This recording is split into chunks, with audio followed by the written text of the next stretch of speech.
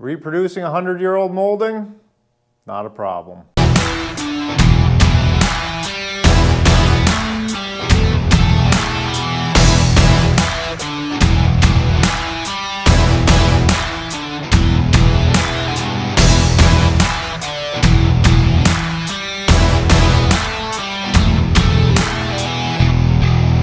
Hey guys, welcome back to the channel.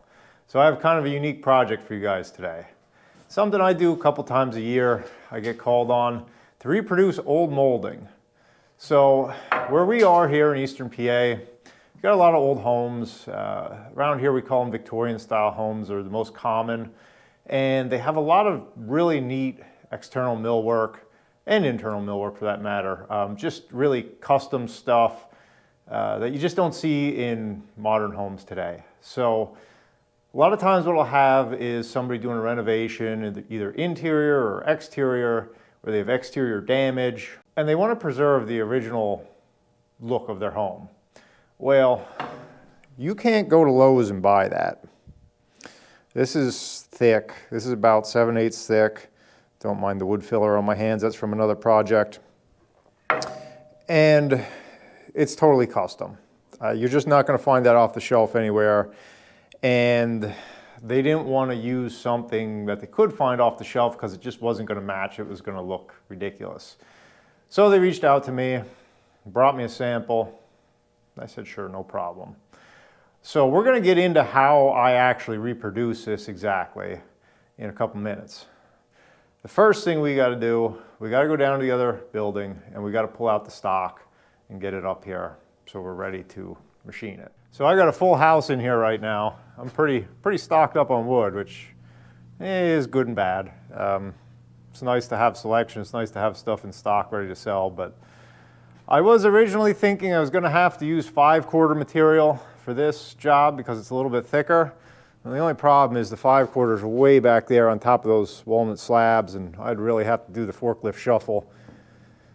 After a little bit closer inspection, I think I can squeeze out 4/4, and that's right here in the front. So that shouldn't be too bad. And we're using poplar for this particular project. So what I recommended, the machine's nice, they're painting it, so it'll paint really nice. It's really my go-to for molding. It's what I typically recommend for paint grade moldings. I think it's a little bit nicer than pine. So that's usually my go-to, and usually sell a lot of poplar. So I'm going to pull what I need here. I measured that molding, that's 3.5 inches wide. So I'm going to be looking for 3 3/4 inch wide blanks is what's going to go through the molder to make that. So I'm going to sort through this stack. I'm going to try to sort out my messy top stack here and pull from that and get those blanks ready. I guess while we're here, I'll show you this. This is what I did yesterday. This is a customer's wood that I just kiln dried and custom tongue and grooved for them. What you're looking at there is 13 1/4 inches wide and 18 feet long. They're using it in an old farmhouse in New York. You can see we tongue and grooved it for them. So that's going to be pine flooring. You know, pine isn't typically your first choice in flooring, but for an old farmhouse, it fits. They had the material.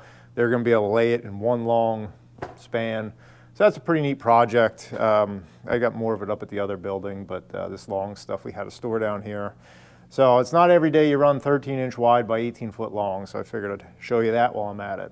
Let me pull some wood. We'll get back up to the shop.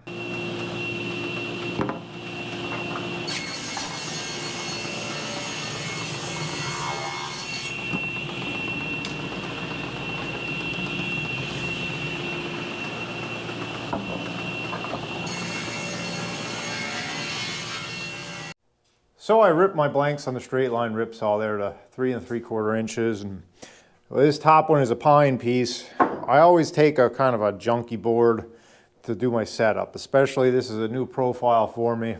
So it takes a little fine tuning to get the setup right.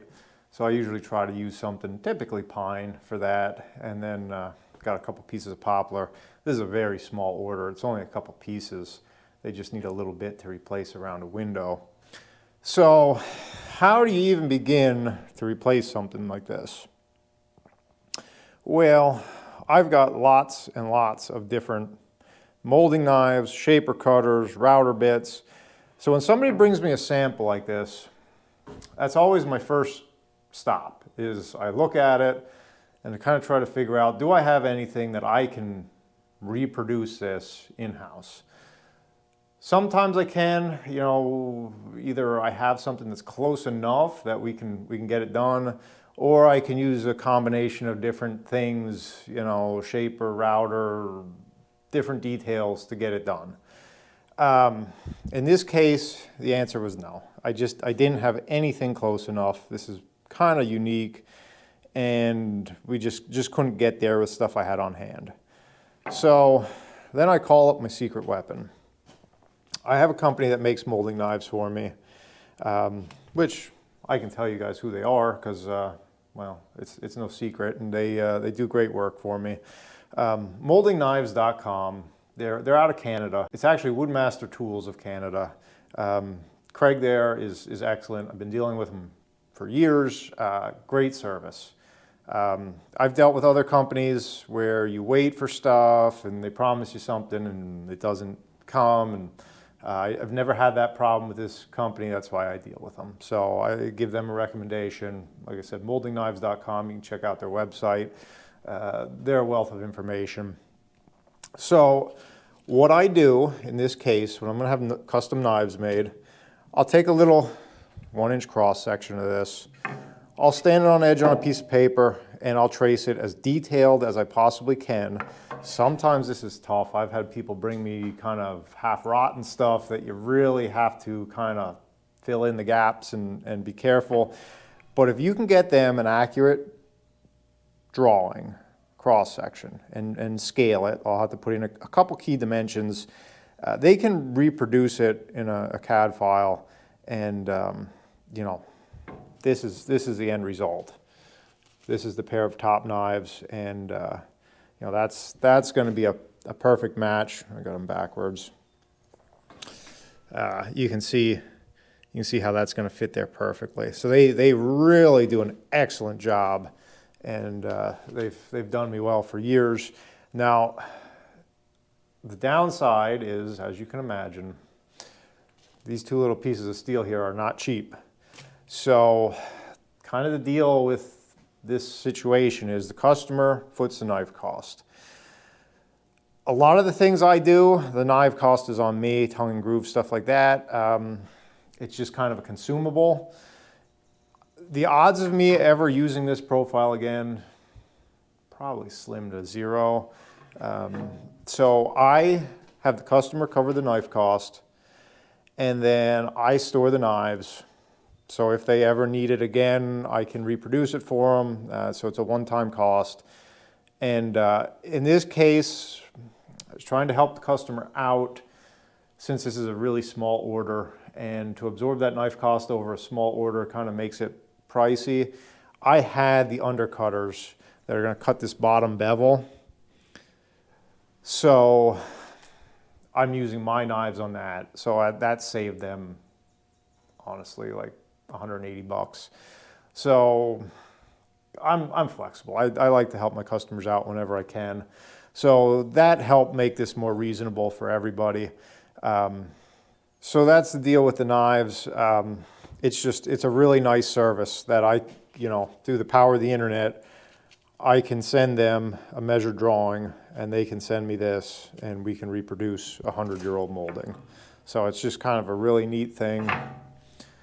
And I have done all kinds of crazy stuff. It's amazing what people bring me. And as long as it fits within the specs of what the machine will run, we can produce it. So I'm going to get set up here. I was running, well, you saw that tongue and groove pine. So I got to pull out my tongue and groove knives and we'll set this up. So I have my side knives there in both heads. And basically, I have a whole video on the channel of the overview of how to set this Wood-Mizer MP360 up. So if you guys are interested in that, go back, find that video. I'm not going to get too in the weeds here or step by step, but basically what I have to do is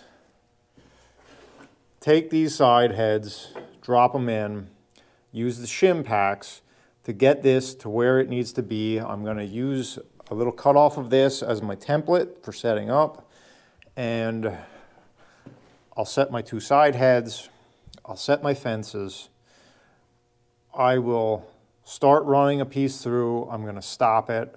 Once I get all that stuff dialed in, I'm going to put my top knife in the upper cutter head here, and then we'll get that dialed in side to side. We'll check our depth up and down, and that's the 30,000 foot overview of what I have to do. You know, it takes a little bit more fine tuning, but that's the basic process. So let me work on that a little bit, and let's see how we make out.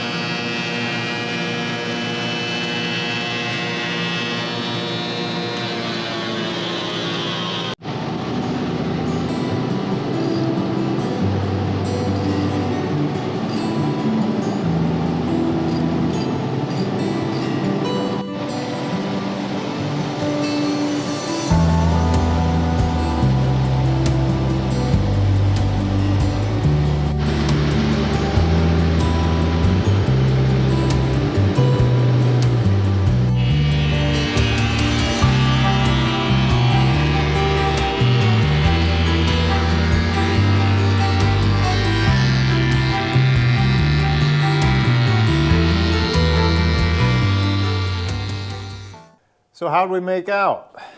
Well, the original and the new. Boy, it really doesn't get much closer than that. I'm pretty happy with that. I think the customers are going to be pretty happy. So there you have it. That's how we can reproduce pretty much any type of old molding. Thought you guys would maybe find that interesting. Oh, well, if we're doing show and tell, I see this is in frame. There's an oak desktop I made. They wanted it real rustic, so that I just finished up this morning. It's a 30 by 60 red oak desktop. Neither here nor there, but figured somebody might be curious about that. So, custom moldings, just one of the many things I do here, and thought you guys would enjoy the how-to. So, I'll catch you next week with something totally different than this. See you then. Thanks for watching.